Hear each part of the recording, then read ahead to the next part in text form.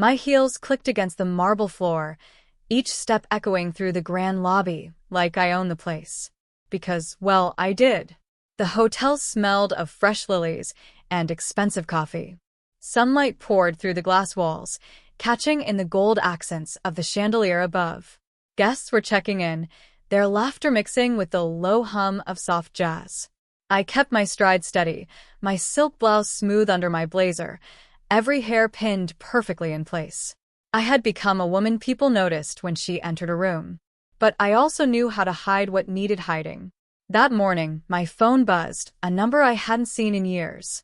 Ethan. My stomach tightened before I even swiped to read the text.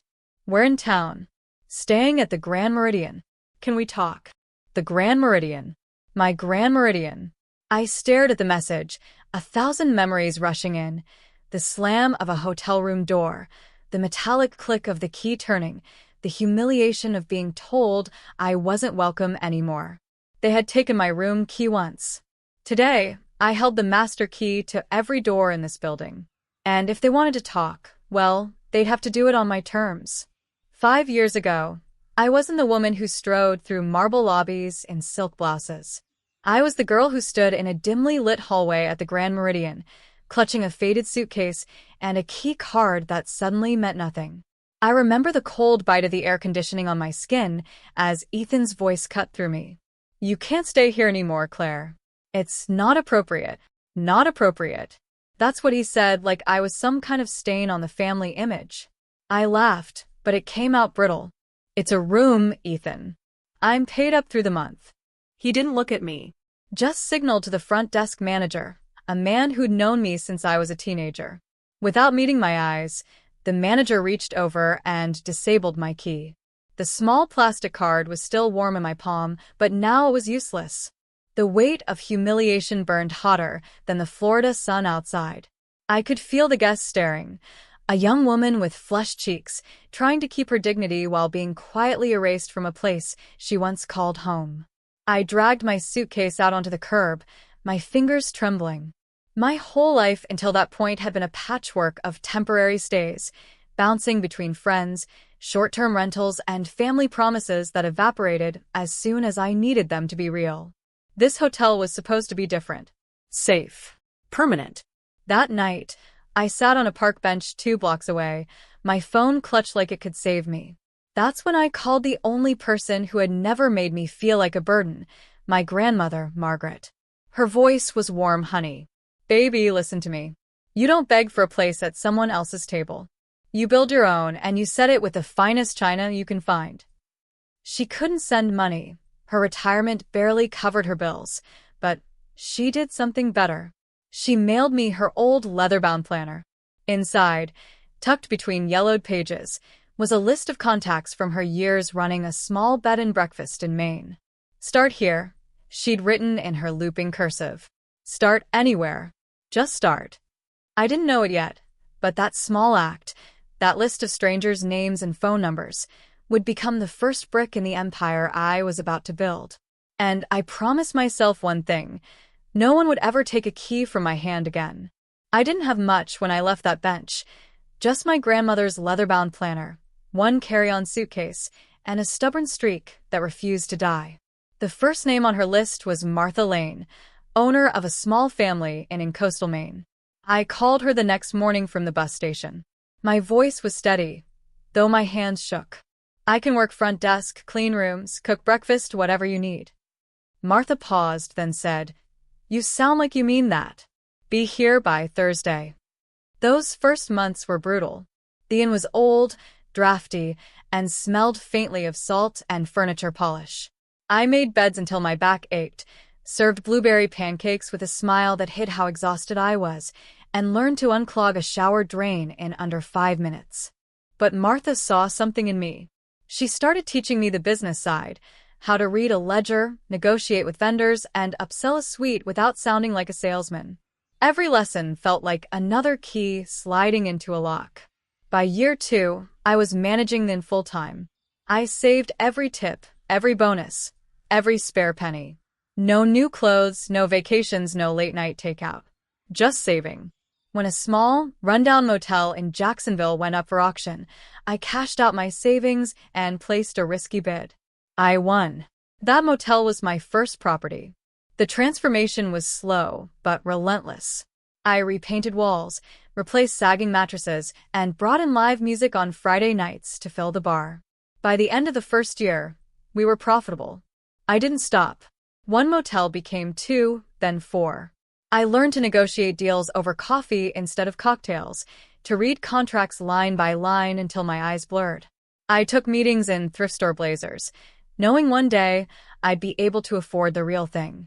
And the entire time, I kept my life off the radar. When Ethan or anyone from that world called, I kept it light. "Oh, I'm keeping busy," I'd say. No numbers. No details. No photos of the growing skyline of properties I owned. 3 years in, I sat in my office, a corner suite in a high-rise overlooking Miami Beach, when the broker called about a new opportunity. The Grand Meridian Hotel. I nearly dropped the phone. It was the same hotel where Ethan had taken my key. The same polished floors I'd been forced to walk out of with my dignity in shreds. The price tag was staggering. But I had the capital, the credit, and the quiet network of investors who trusted me. The deal closed 6 months later. And the day I held the deed in my hand, I didn't throw a party. I didn't call Ethan. I just unlocked the front door, stepped inside, and stood in the lobby listening to the faint hum of the air conditioning. It was mine. Every marble tile, every chandelier, every key card in the building, mine. The day Ethan walked back into my life, the Florida sun was pouring through the lobby's glass walls, making the marble floors glow like liquid gold. I was in my office, reviewing renovation plans for the rooftop lounge, when my assistant buzzed in. "There's a gentleman here to see you," she said. "And he's not on the schedule." Before I could answer, the door swung open. Ethan stepped in, followed by 2 people I hadn't seen in years, his wife, Melissa, and their son, now a teenager. They looked exactly as I remembered, perfectly polished, wrapped in that air of subtle superiority that once made me feel 2 inches tall. But now, I was sitting behind a desk that cost more than Ethan's car, in a corner office with floor-to-ceiling views of the Atlantic. "Claire," he said, smiling like we were old friends. "It's been a long time." I leaned back in my chair, letting the silence stretch. "Yes, it has." Melissa glanced around, her eyes catching on the art, original pieces I'd collected over the years, and the wall of awards behind me. She hesitated. "You work here?" That one made me smile. "I do more than work here." They exchanged a quick look, but Ethan pressed on. "We're staying at the Grand Meridian this week. The place looks incredible. New management must be doing something right." I rested my hands on the desk, my nails a perfect shade of crimson. "You could say that. The management team has been very committed to making this hotel the best in the city." Melissa frowned, as if piecing something together. "Wait, you're not." I opened the top drawer of my desk and pulled out a slim, leather folder. Inside was a single sheet, the deed to the Grand Meridian Hotel. I slid it across the desk, letting them see my name printed in bold at the bottom. Ethan's smile faltered. "You own this place?"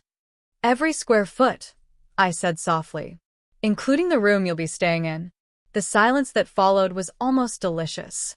Melissa's mouth opened, then closed. Their son shifted awkwardly in his seat, glancing at me like I'd just stepped out of a movie scene. "You bought it?" Ethan finally asked, his voice low. I tilted my head. "After you took my room key, I made a promise to myself. I wasn't going to fight for a place in someone else's world. I was going to build my own." And now, I gestured to the window, to the bustling city beyond. "I have." Ethan swallowed hard. "Claire, we didn't realize." "No." I cut in gently. "You didn't care to realize." Melissa shifted in her seat. "We could really use some help right now. The business." I raised a hand. "We'll get to that. But first, I think you should understand the difference between checking into a room and owning the building it's in."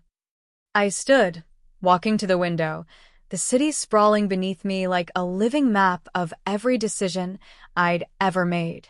You came here thinking I was still that girl standing in the hallway with a suitcase. But she doesn't exist anymore.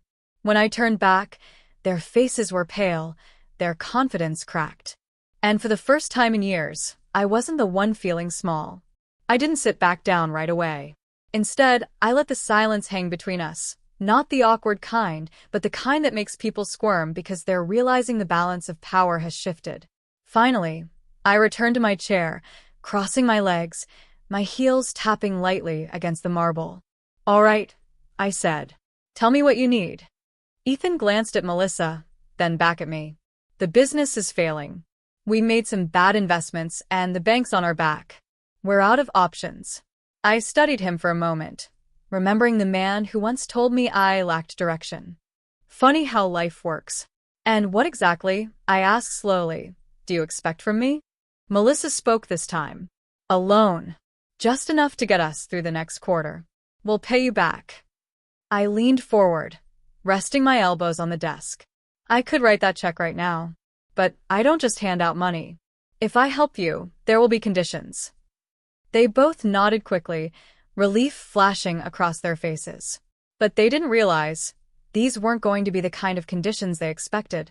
"First," I said, "you're going to sell the house. All of it.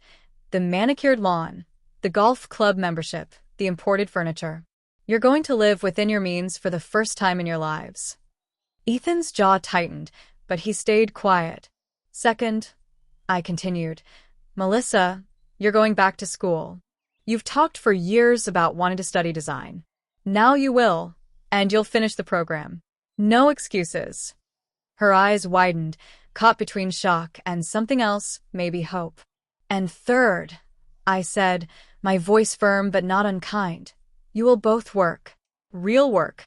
Not delegating, not managing from a distance. You will get your hands dirty. You will remember what it's like to earn something before you spend it." Ethan started to protest, but I raised a hand. "These aren't punishments. They're lifelines. You can take them or leave them. But if you take my money, you take the terms." Melissa was the first to speak. "If we agree, when would we start?" "Immediately," I said. "And until I'm certain you've honored every condition, you'll be staying right here, in the Grand Meridian, as my guests. But you'll pay the rate, just like anyone else. Consider it a reminder of the value of a key." Ethan looked at me, the same way he did the day he took mine. Only this time, there was no smugness in his eyes. Just humility. I stood, signaling the meeting was over. "I'll have the contract drawn up. You can think about it tonight." As they left my office, I caught a glimpse of Melissa glancing back at me. Not with resentment, but with something that looked like respect. And that felt like the first real victory. They stayed. For the first week, I caught glimpses of them in the lobby. Ethan dressed down in jeans and a polo, Melissa with her hair pulled back, carrying a notebook everywhere. They didn't look like the couple who once dismissed me in a hallway. They looked human. Melissa started attending design classes at the local community college. I'd see her in the cafe after class, sketching layouts for hotel rooms. She even shyly offered to redesign the Meridian's smaller suites. Ethan took a position in the hotel's maintenance department. The first time I saw him replacing light bulbs in the ballroom, I almost laughed. But there was something grounding about it. The man who once thought he was too important to carry his own luggage, now pushing a cart full of tools down my hallway. It didn't happen overnight, but I saw changes. Less entitlement. More listening. More working. One evening, I walked into my office to find an envelope on my desk.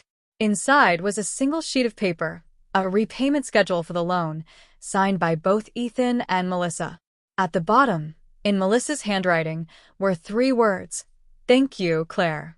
That night, I sat in the same leather chair where I'd closed the deal on the Grand Meridian, running my fingers over the edges of my grandmother's old planner. The leather was worn now, the pages filled with my own notes alongside hers. I thought about the girl on the park bench with nothing but a suitcase and a phone call to her grandmother. About the first time I held a hotel key in my own name. About every locked door I'd faced, and every one I'd learned to open. My grandmother's voice echoed in my mind. "You don't beg for a place at someone else's table. You build your own, and you set it with the finest china you can find. I smiled. I'd built the table. I'd bought the building it stood in. And now, when I held out a key, it was always on my terms. Final voiceover line. They took my room key once. Now I own the hotel.